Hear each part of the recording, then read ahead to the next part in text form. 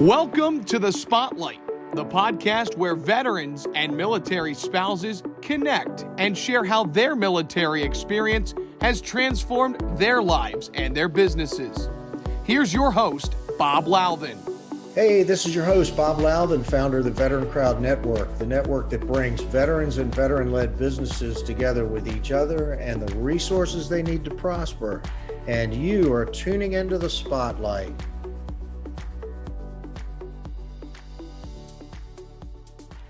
Hey, everybody, this is your host, Bob Louthen. This is The Spotlight on the VeteranCrowd Network. My guest today, Brian Castner, is an Air Force EOD veteran, an author, an Iraq War veteran. Brian, welcome to the program. Thank you for stepping into the spotlight today. Thank you. I'm really looking forward to this. You have written some fascinating books, okay? It's kind of a mishmash of different topics. One couple of books that are about, I think, your war experience and directly related to the war on terror.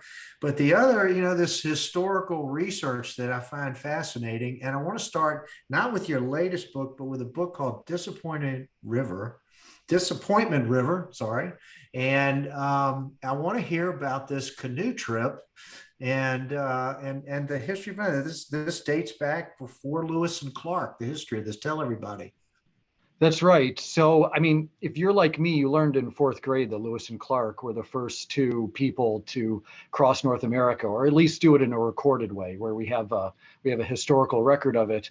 But that's not true. It was a guy named Alexander Mackenzie who did the first crossing, and he did it in the late 1700s when Sacagawea wasn't even born yet. And he crossed across Canada, but he actually did two trips. He did one successful crossing through what's now British Columbia, but before that, in 1789, he canoed this enormous river that he thought was going to connect to what's now modern day Anchorage, Alaska.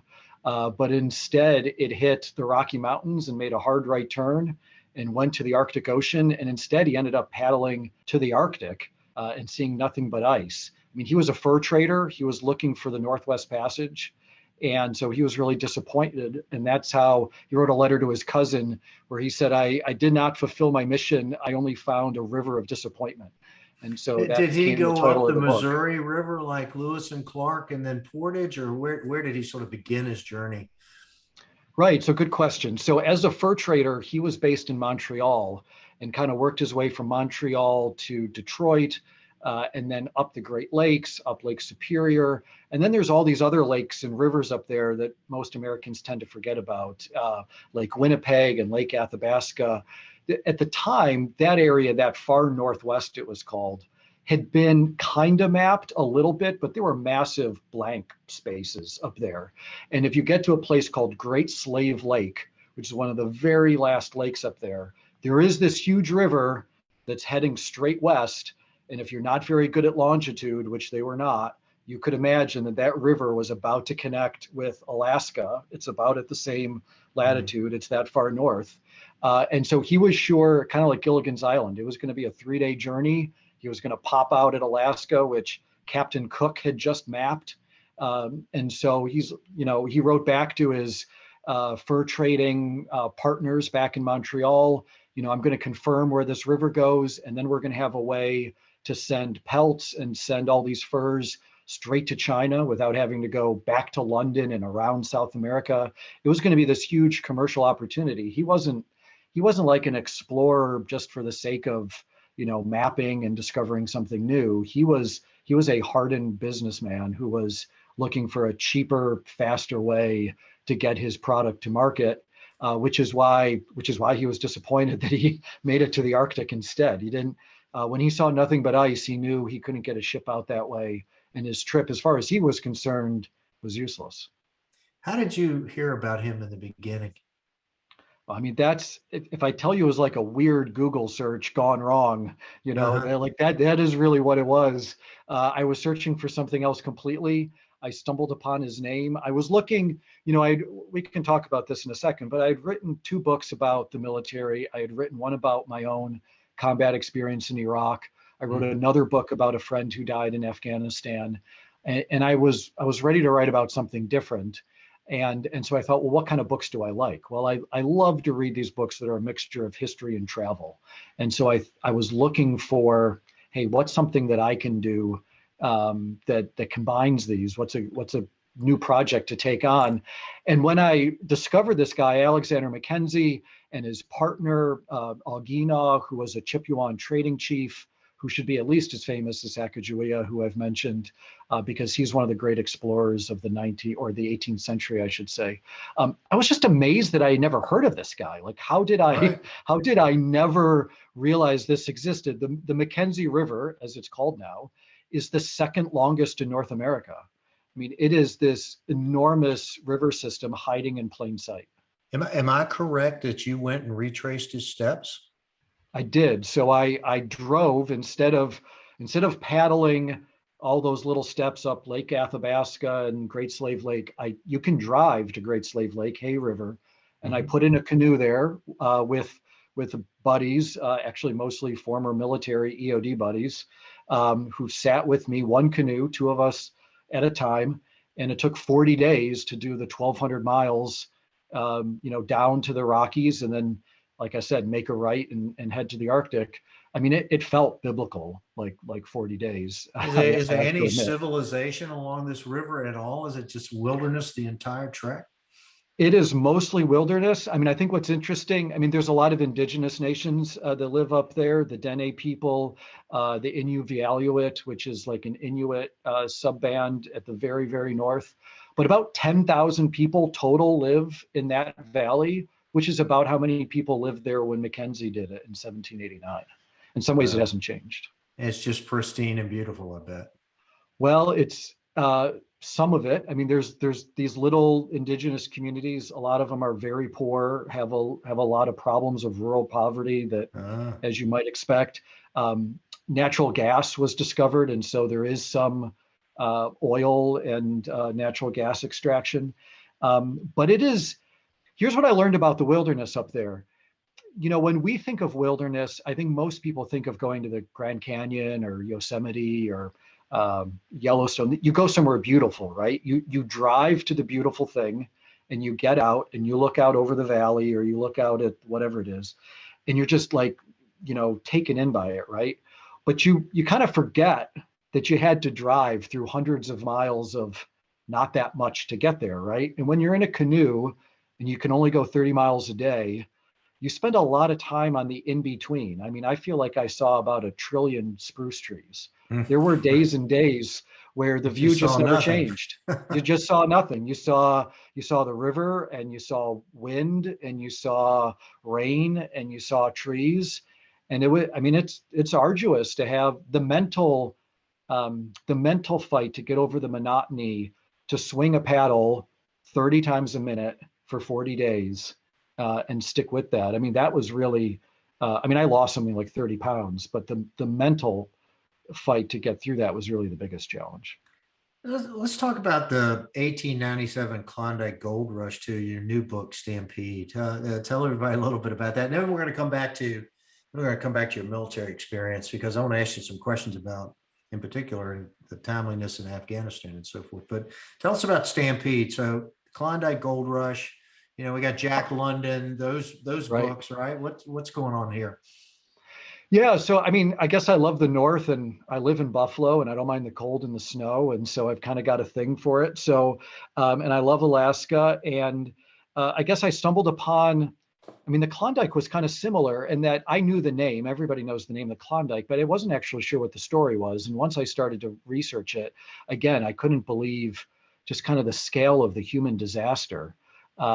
And it's, the story of the gold rush really is, it's a disaster movie. It's 100,000 people in 1897 tried to go to Alaska just as winter was coming on. And whether it was shipwrecks or avalanches or scurvy or murder or whatever the case may be, it was just, it was a man-made calamity that stretched from Seattle to Alaska and across half of Canada. In the end result, there had been a terrible depression, the Great Panic of 1893. People were economically desperate. There were strikes. There were Banks were failing, mortgages were underwater. I mean, this sounds familiar to like the Great Recession, Yeah. right? It's very similar, and people were desperate to change their situation. And in addition to all of that economic pressure, there was something special about gold. This is back when there was the gold standard and the silver standard, and gold-backed dollars were actually worth that much more than silver-backed dollars. And so the rich kept the gold backed for themselves. And so the fact that gold was discovered, the cause of all, these economic problems, the newspaper said that there was $70 million laying in plain sight, like Easter eggs on the ground. And so 100,000 people went, and out of those 100,000 people, only about a third of them made it to Dawson City in the Yukon. Out of those 30,000, a tiny percentage even tried to mine anything, and only about 1% got anything, any amount of money that we might call worth it. And out of those 60,000 that never made it, so many of them turned around, but untold thousands died, and they died anonymously on the trail. We actually have no idea how many people died in the gold rush. And I think that it was what drew me to it, to want to write about it was, I don't know, my military experience and writing about war. I have an allergy to glorification. Like, it really bothers me. Combat is an ugly thing. And to hear it mythologized just, I don't know, bothers me on like a fundamental level.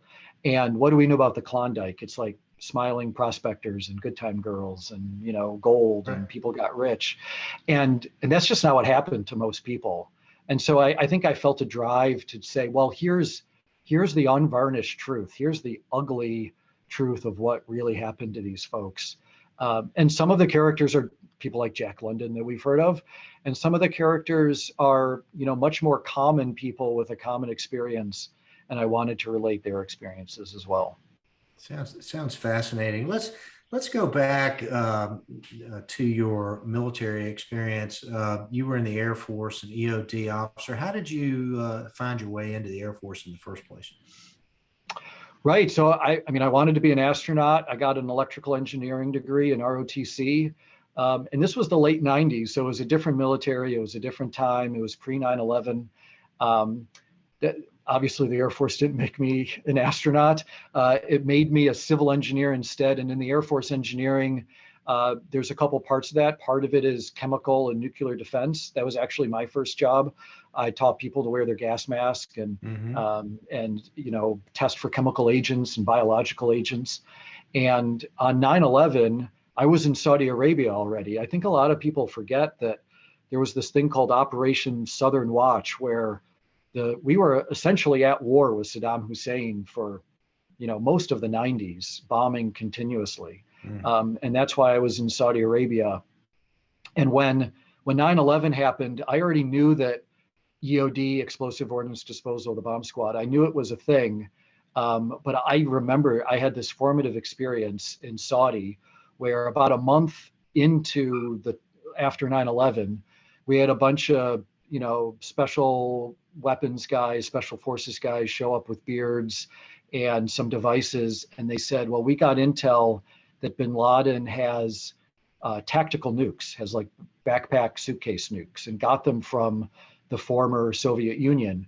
And they brought in like us, nuclear and chemical defense folks. They brought in a few firefighters, a few of the security people, but also all the EOD guys. And the rest of us, I'm like, our eyes are like, oh my, like here, they laid out the device. Here's what the device looks like. Here's the little dials on it. Here's how you turn it off. Here's how you turn it on. If you see one of these things around your airbase in Saudi Arabia, because you're in a high threat target area, you're not going to have time to call someone. Here's how you turn it off. And I just could not believe what I was being taught. And all the EOD guys are like, we've seen this before. Like old news, like, hey, we remember this thing. And I thought, who are these people that, like, the thing that I'm most amazed about, it's like, Tuesday for them, right? I'm like, there's something that I want to be a part of. Honor, duty, service. At the VeteranCrowd Network, we're focused on our next mission, bringing veterans, veteran-operated businesses, and veteran service organizations together with each other and the resources they need to prosper. That's why we are launching the VeteranCrowd Rewards Program, exclusively for our individual and corporate members. Now you can save on travel, restaurants, goods, and services from brands you trust online and at over 900,000 locations nationwide. Find out more today at VeteranCrowdNetwork.com. If you are a veteran-operated business, or a VSO, consider the connections, the network, the benefits, the engagement, and success of working with other veterans again. The Veteran Crowd Network, you paid a lot of dues to join this club. You later spent time in Iraq, and you've written about Afghanistan. I've got to ask you, with the current events going on in Afghanistan, what thoughts are going through your mind this week, as we're watching the evacuation unfold, and there's a lot of Monday morning quarterbacking going on, but there is. I mean, I've got a couple connections to Afghanistan.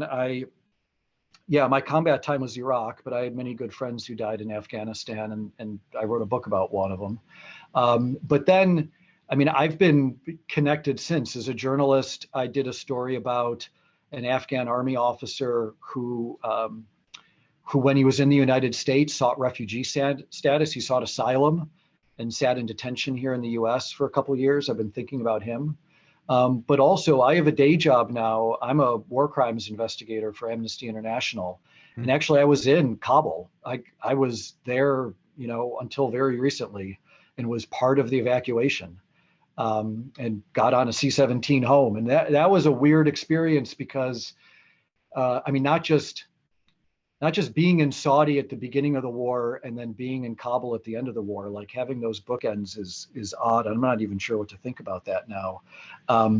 But getting back on a military aircraft, going back through Al Udeid and going back through Kuwait, and I haven't been on these bases in like 15 years, since I was active duty.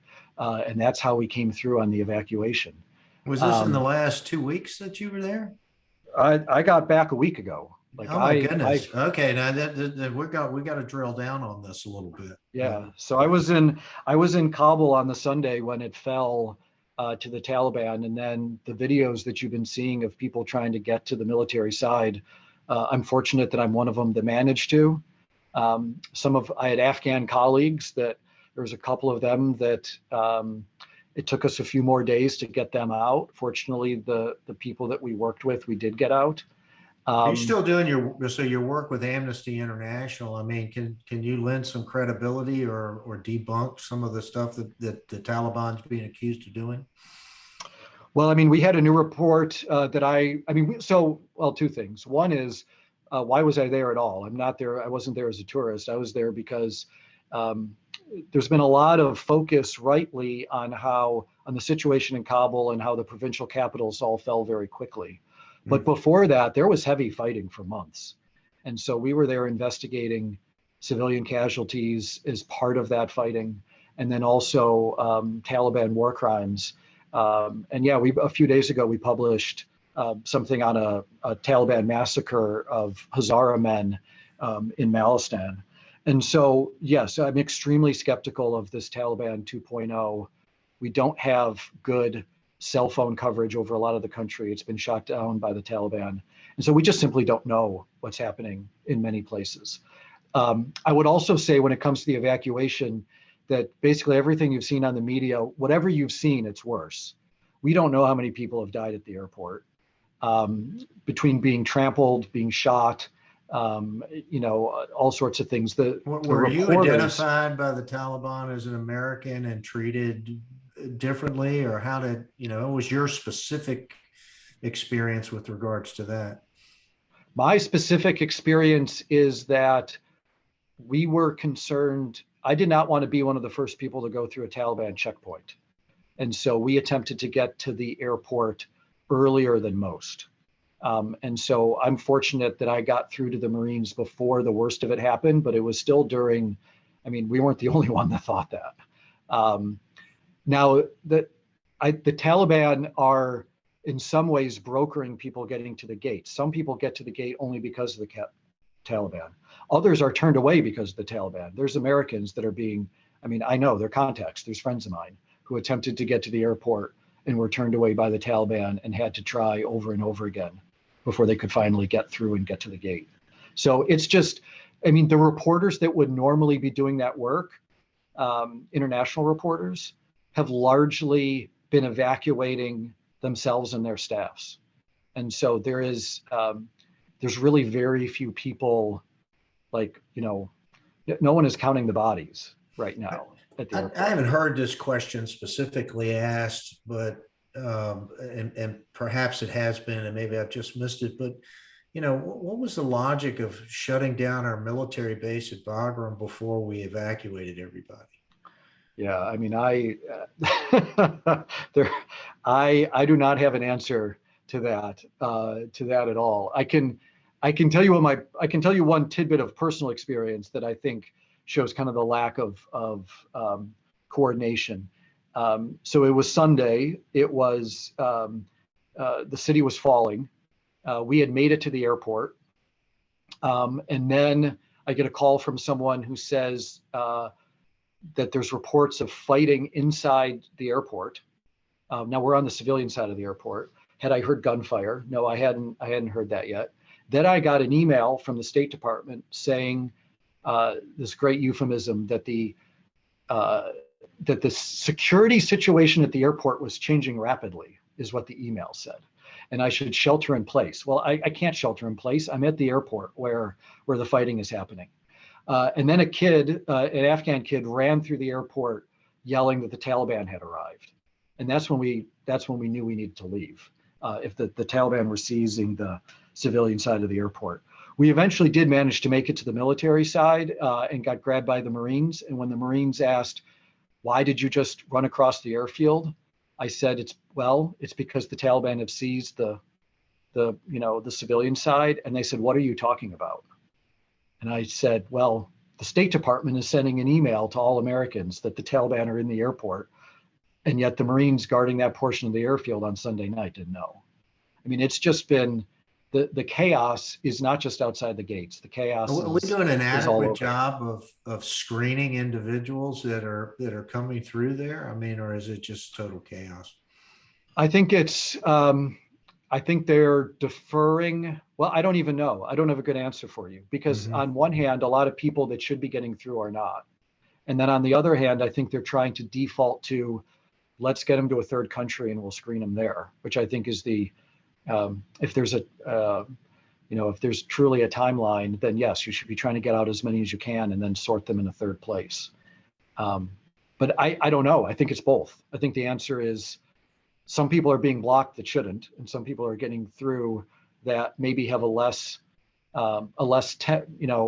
direct connection either to the US government, UK government, or our media, human rights defenders, whatever.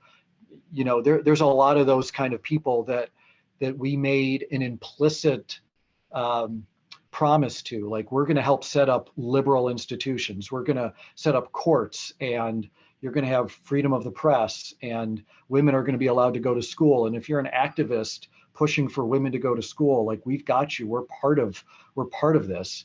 And now that female activist that's been trying to get girls to go to school, well, I mean, what do we owe that person now, right? So even if they weren't directly employed by the US, they were buying into the vision of 20 years, right?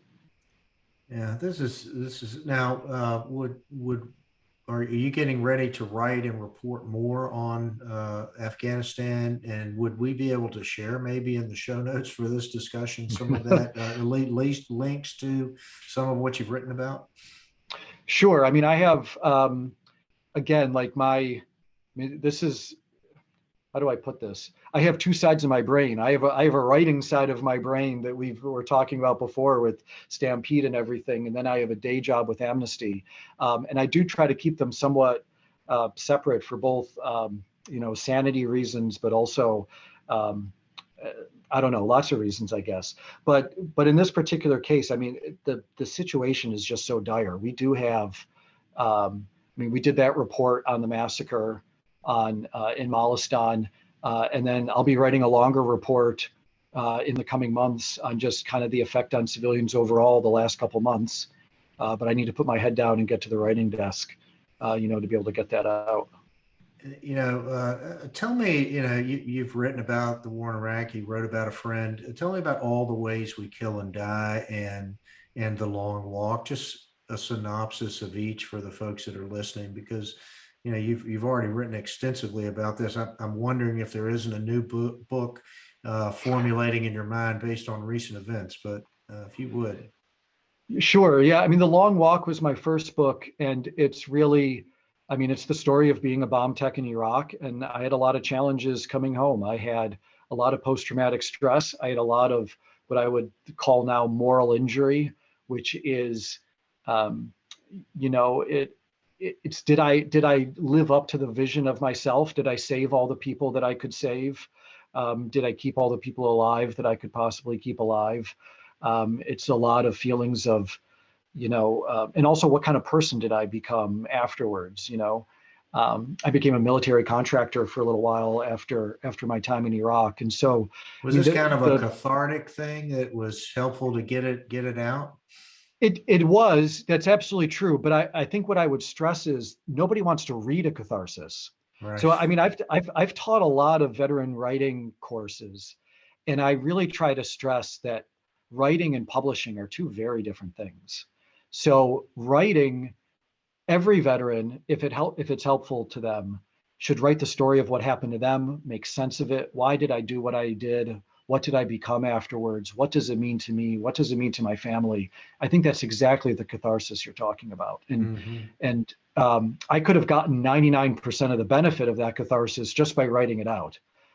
Publishing is different, because publishing means, I'm trying to tell the best story I can, and I think there's value in others reading the story, and I want to tell the story to a wider audience. It's a different kind of consideration. And then, All the Ways We Kill and Die is about my buddy Matt Schwartz, who was killed in Afghanistan on January 5th, 2012.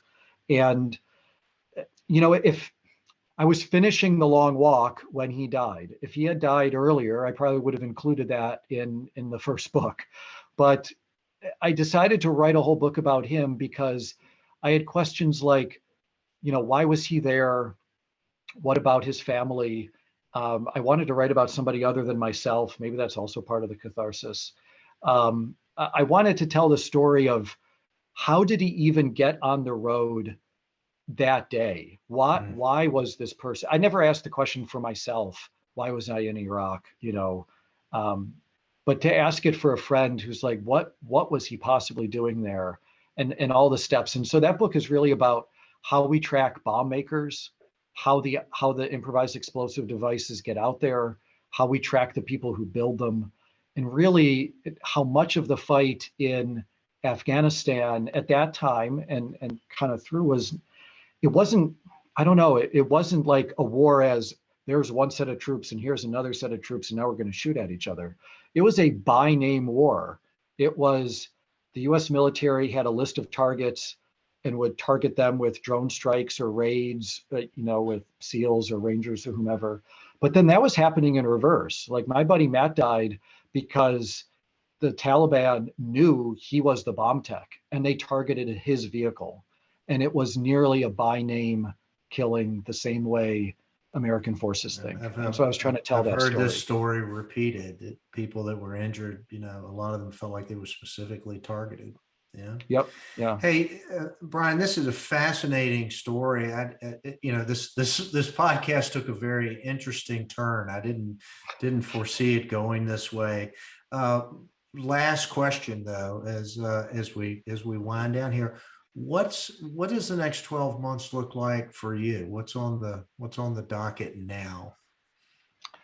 Well, I guess I'm gonna do two things. One half of my brain is going to think about what book to write next. And for the first time in a decade, I don't know what book I'm going to write next. So I'm going to read a lot and think about that and think what the right book should be. And then the other half of my brain, the Amnesty side, is going to continue to work on Afghanistan because it's going to get worse before it gets better. And so we're going to try to find out what's happening in those places where there's not cell phone coverage. And I think that the best work we do is identify the crimes that are happening that nobody else would spend the time on, because they're extremely difficult to uncover. They take days, weeks, months. It's extremely tedious to try to prove a case like that. And to try to identify, and it's documenting for history. It's saying this, this thing is really happening there right now. This isn't some fleeting tweet or fleeting news report. No, we've spent time on this and we're sure that this is really happening. And I think that's where we can contribute. And I'm reminded of a quote from Apocalypse Now, where he said, accusing somebody of a crime in Vietnam was like handing out speeding tickets at the Indy 500. I mean, this is a situation in Afghanistan I can only imagine. That's right. And it's easy to be discouraged because there's so much of it. And I think at a certain point, I've made peace with the idea that, I don't know, I've talked to so many victims' families where the government will tell them in South Sudan, the government is telling them that like the massacre didn't happen, right? And the fact that somebody is willing to go in and spend the time and research and prove like, no, you're not crazy. Like your family was really killed and it was terrible and it should not have happened. It's gaslighting on a government scale, isn't it? It is. And to be able to at least do something for those families, I can't prove every massacre, but at least I can work on a few. You're doing great work. How do people follow Brian Castner? How do we get in touch with you? Well, unfortunately, I spend way too much time on Twitter. So it would be Brian_Castner is my Twitter handle, and BrianCastner.com is the website for all the book info if people are curious. We'll place links and social media handles on the show notes for this. Brian, thank you for being our guest. Fascinating discussion. I really appreciate you stepping into the spotlight today. Well, thank you, Bob. It's my pleasure. Hey, you've been listening to the Spotlight on the Veteran Crowd Network. Our guest has been Brian Castner, an Air Force combat veteran and author, best-selling author. And Brian, again, thank you so much. I'm going to throw out an Army Bravo Zulu your way for your performance today. Thanks so much, folks, and that's a wrap.